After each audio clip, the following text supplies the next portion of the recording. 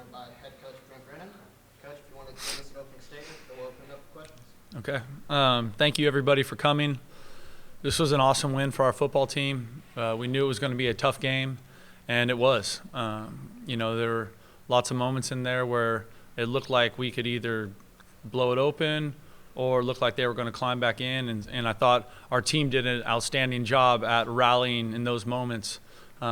Anytime your defense has a 6-turnover game, that's a unicorn. I mean, that's pretty special. And so I got to give credit to Coach Odom and that staff. Those kids work really hard at, takeaways and, being mindful of the ball. I'm really excited how our secondary is finishing on those plays. It's awesome to see Rico get an interception. Told him I didn't know he could jump that high. But it's really exciting to see some of those young players. I think Isaac Tongia had a fumble recovery, and, Nehemiah's, playing his first football for us, Ezel with 2. So it's just an awesome night. And we have to celebrate the wins even when they're not as pretty as you'd like them to be. There hasn't been enough of that around here. And so we knew this was going to be a tough game. I thought Coach Davies' team had a lot of good players. I thought they were well coached. And so coming into it, I was like, okay, this thing's going to be a battle. How is this going to go? And so I'm just excited about how our team responded when it did get a little touchy there. And, there's some stuff we got to clean up, penalties and PAT, field goal protection, some of those things that were easy to see. But I'm excited for our team. Those kids are in the locker room, and they get to smile tonight, and everyone's dancing in there, and they get to feel great because they had an incredible week of practice, and they earned this win with how they went about their work during the week. Questions for Coach? What's going on, Coach? Congratulations on the win. Obviously, a really big night from Josh Love. I believe he set a career high for first half passing yardage. What did you see from him tonight, and how were you able to kind of get receivers open? Well, I think we have a really good group of receivers. I mean, obviously it's kind of led by some upperclassmen with Bailey and Trey and Jaquan. And then you mix in those young ones. We got 2 redshirt freshmen and a true freshman playing in there. And those guys are doing good stuff too. I thought our tight ends impacted the game. Obviously, Derek Deese had a huge catch for a first down on 3rd down in that first drive. And then Brett Foley had the huge catch on the 3rd down in the red zone. Incredible throw by Josh. And then Billy had maybe the biggest 3rd down in the game on our last drive that made it a 3-possession game, our second to last drive on 3rd down. So I think the best thing that Josh is doing is that he's just distributing the ball to a lot of people. And that makes it hard to cover, right? Because you're going to say, okay, we're going to push covers to Bailey, or you're going to push it to Trey, and then someone else can make a play. And Josh is throwing the ball really accurately. So to me, I know I've told y'all before, but I'm just incredibly proud of Josh. I think Gundy and Kevin McGivern have done a great job coaching him and scheming the game for him. But he's done the work, and he has earned every good day he has on that football field. And that's just the best thing that I could ever hope to say about a senior.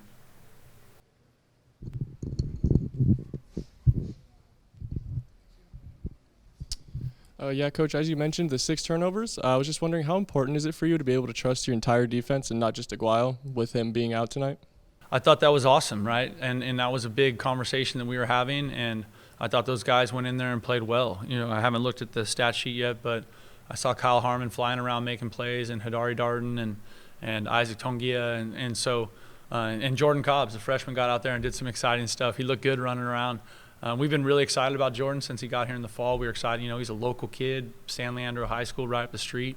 So that kind of works with our, our thought process of recruiting heavy on the local talent. And he's a true freshman, and he's in there playing. And he's in there playing his tail off, and he's running and hitting and doing what linebackers are supposed to do. So, Coach White does an awesome job coaching that group. He is a fantastic coach, and those kids were ready to play.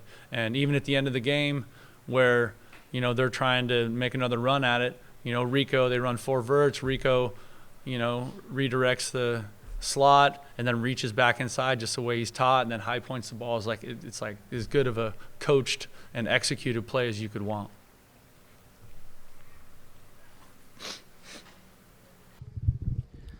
Coach, congratulations on the win. Pressure on Jones was a little bit at a premium, but that last 3rd and 10, I think you were only rushing 3, but you got pressure off the edge, and then Tolfrey had the interception. If you can just talk about that last. Well, I think I would say that any coach would tell you best case scenario would be if you can get pressure with 3, but they got 5 blockers, so it's normally hard to do. But I thought Junior did a nice job. I saw Junior Fejoko, again, another local kid, St. Francis High, represent my alma mater. But you started to see him get some of that push, and we've been waiting for that from Junior.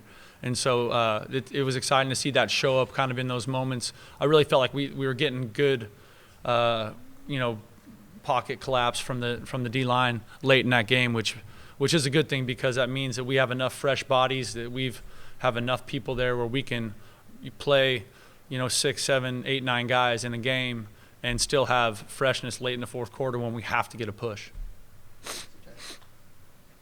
Sniffle, sorry. Hey, guys. Rico. Oh, big pick, man. Coach, you kind of touched on it about, the pressure from the defensive line. You mentioned it coming in late in the game. But throughout the first half, it didn't seem like you guys were able to break through into the pocket very often. Obviously, your secondary kind of cinched things up with their pressure downfield. But how are you able to create more of a push up front and actually get into that backfield more? There are some challenges that way when you're running an odd scheme like we are. And so it has to be some kind of, you mix that with the front 3 and then linebackers or secondary pressure. So it has to be, you have to have a little more variety with the people coming after the quarterback. This game was different because both their quarterbacks were really incredible runners, which we saw.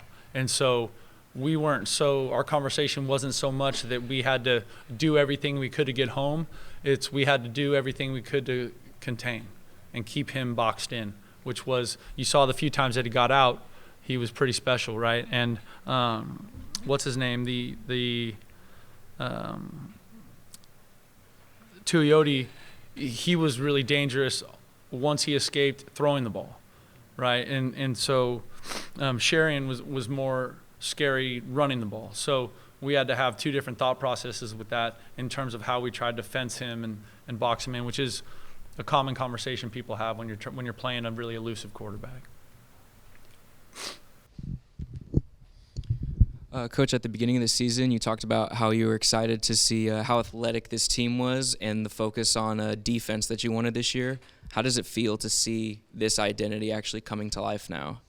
Well, I think, last night as a team, we talked a lot about consistency. And I think the hard part is that we live in this microwave society where everybody wants everything right now. And it's the consistency of doing the right things every day in the weight room, in the classroom, off the field, doing those things all the time. And when you don't get the results you want, it's easy to change the course. But these players have not changed the course. They've continued to buy in and invest and do the work consistently that's given them a chance to make the plays, when they had the opportunity.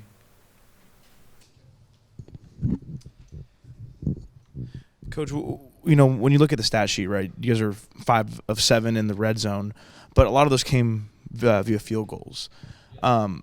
In this kind of game where, you mentioned it, you're on the verge of either breaking it open or letting New Mexico kind of climb back in, how important is red zone offense and improving it moving forward? No, it's critical, and it's something that, because that hurt us last week, it really let that game get out of hand for us. And so that's something that we are going to have to go back to the drawing board. And in order for us to, a big part of us being effective in the red zone is being able to run the football, which we're still not at a place where that's good enough yet. And so we got to go back to the drawing board as a staff, and we got to evaluate, okay, what are we calling, what are we running, how are we blocking it, and what gives us a chance, because what happens in those places is that when you don't get anything on first down, then you're behind the chains and you're playing catch-up throwing the ball, right? Because you're like, okay, I don't know if we can run it here. The field's compressed. Okay, now we got to throw it into tighter windows. So it just becomes harder because you don't have as much vertical space to spread the defense out, right? So we got work to do there, a lot. Anything else? Thank you all. Spartan up. When's the last time you guys had a kicker in here? Can you talk about, I believe it was a 49-yard field goal. Obviously, you guys are a little closer. There's a false start, pushed you guys back. Had a couple blocked, a PAT and a field goal. What's going through your mind when you're pushed even further back, maybe kind of getting to the edge of that range? So today was a weird day for me. I've never had that many kicks blocked in a single game before. I've never had a kick blocked before. But I've been doing a lot of work with our team sports psychologist, Charlie, shout out. Wouldn't be where I am today without him. And if it wasn't for that training that I've been doing with him, just being able to, come off that last kick and just throw it in the trash. I mean, make or miss. It's all about the next kick. Doing what you can to prepare, mentally, breathing. I mean, my game is, 95% mental and, 5% physical. So the work I've been doing with the sports psychologist definitely plays a big role in my game. But yeah, I mean, today was just a strange day with all the blocks.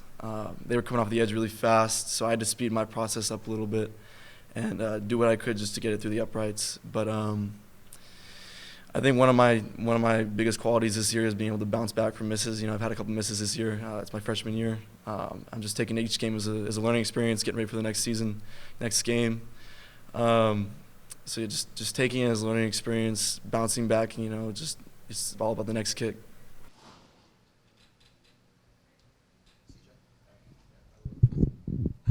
Kind of following up with that, in a game that's gets tight at the end like that, a few possessions can really change the momentum and the end result as well. What kind of mental space are you in when you're in those positions, and how much pressure do you feel personally? Like I said, in a game where a possession or two can really change the outcome. A year ago, being the backup kicker and just kind of watching Bryce Crawford do his thing last year,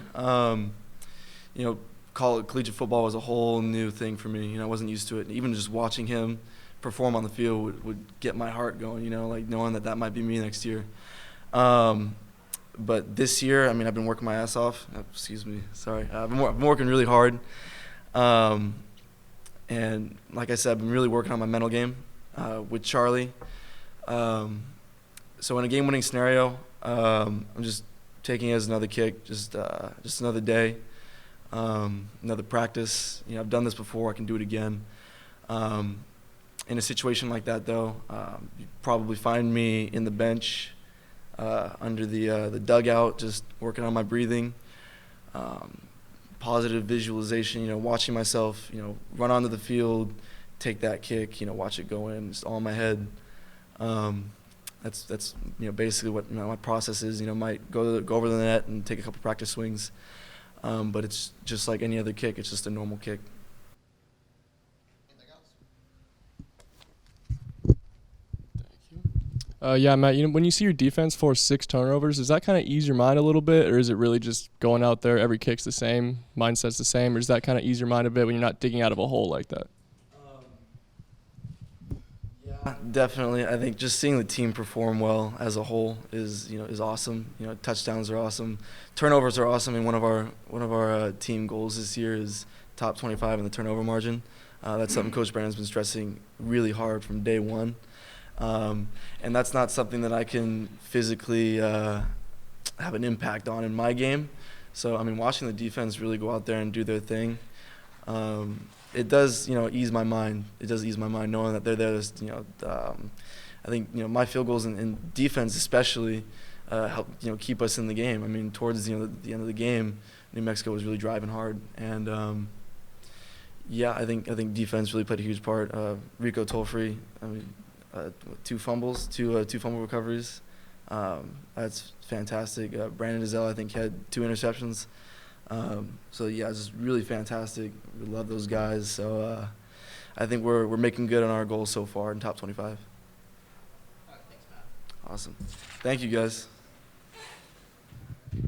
The last turnover of the game, obviously it was something that kind of sealed this win for you guys with New Mexico kind of bringing themselves back into this game. Can you walk us through the play and what you saw on the field?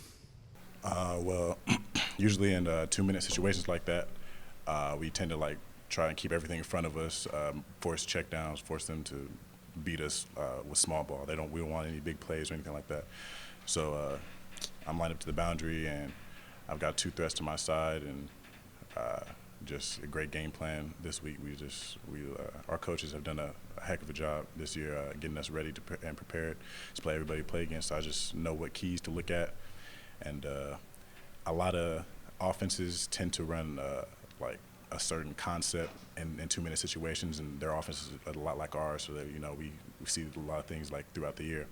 So I just baited like I was playing shallow and playing the shallow route. I knew that like quarterback likes to look you off, so he looks like he's looking like he wants to throw that, and I know what he's thinking in his head. So I just kind of baited it forward, dropped back where I knew he was going to be because I know the concept because we're so prepared. And he just threw the ball, and the rest is just ball drills we do every day, individuals, indie drills at practice every day, and that's a wrap.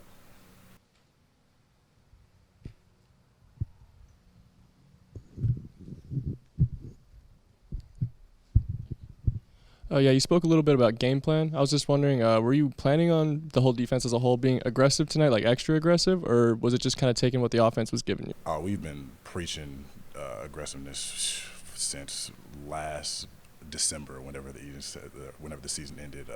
Turnovers has been the single most harped on aspect of our game this year, and Coach Bennett talked about it. Merck talked about it. We've been preaching from the start. We want to be top 25 in turnover margin, top 25, top 25.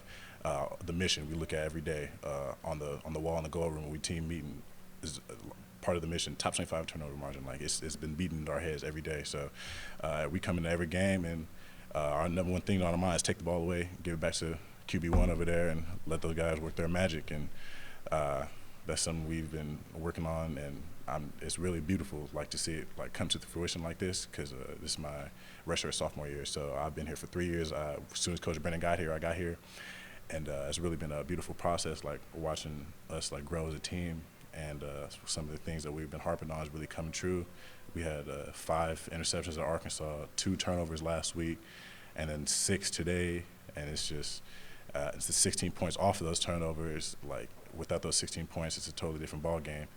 And as many times as we can give the ball back to that guy over there and let him work his magic, him and number 10 and the rest of those guys on offense, and they put up 32 points, we got to make them right. And that's something that we've also been harping on is making each other right. Complementary football, things aren't always going to go perfect, but you're going to have to make it that guy behind, to your left and to your right. And that's something I'm really happy to see what we've been doing, and I'm really happy. Anything else? CJ, you got one more? So you talked about the turnover margin, but more particular, the interceptions, right? You guys had 5 against Arkansas, and you come in here 4 again tonight. You mentioned the mindset and the tension to turnovers, but what physically and from a schematic perspective has made you guys be more productive from an interception standpoint? Well, this being our 3rd year running this defense, there's a lot of veterans on this defense, and so we've been through it all, man. We've been through a lot. We played teams like Texas, or my freshman year. We've seen a lot of offenses. We've seen a lot of different ways people try to attack us, and I think it all just comes down to experience. Like being our 3rd year in this defense, we truly know the ins and outs of this defense, and we know how people want to attack us, and we know how to defend against how they want to attack us. And so it all just comes down to our coaches just preparing us unbelievably, man. Like I've never been so prepared to play games in my life, man. In high school, we just go out there and just play ball. So, just coming in here and watching film, breaking down everything, every little intricate detail, we just know what's coming. And so that's the mental part. Physically, this is probably the hardest off season of workouts since I've been here. Like we've been really, really working, man, and it's really coming true. Like we're not getting thrown around. We're making plays on the ball. Like we're out there, we're ready to play football, and it's another part of it, man. I'm just so happy to see everything come together like this, and we just got to keep it going, keep attacking these games. All right, thanks,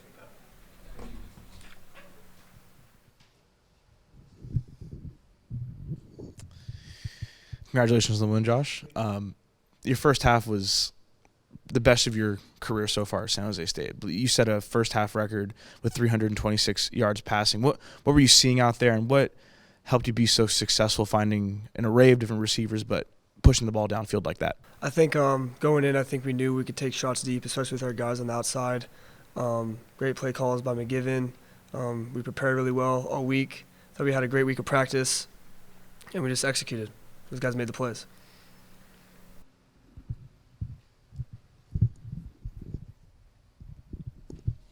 Josh, 10 different receivers caught passes from you tonight. Was it a game plan situation type of thing to get that many people involved, or is it really just as simple as throwing it to whoever's open?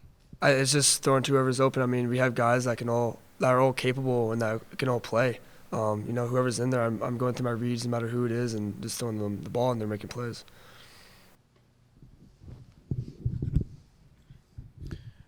Josh, Coach Brennan has praised you for your toughness in the pocket. And tonight you kind of showcased that again. You took 3 sacks and a handful more of pressures and still pushing the ball downfield. What's your mindset when you see that kind of pressure coming, and how do you stay so poised with defensive linemen staring right at your face? I think I just look at it as like I'm never going to flinch for any hit, and for my guys in that room, I'm going to take the hits no matter what for us to win games.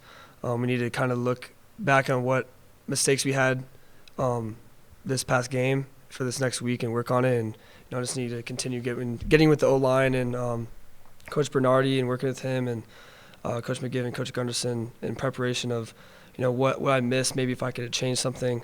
But they're doing a hell of a job, and we're going to keep fighting. Brandon, you want to go first? Go ahead.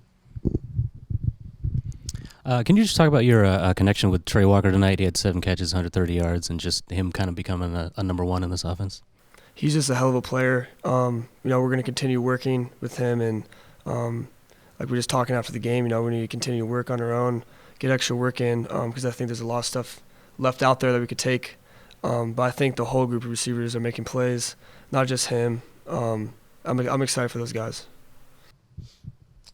Josh, when you look at the stat sheet, you see 5-7 in the red zone, but a lot of that came from field goals. And Coach Brennan talked about you guys need to improve on your red zone offense and to not settle for 3, but to punch in for 6.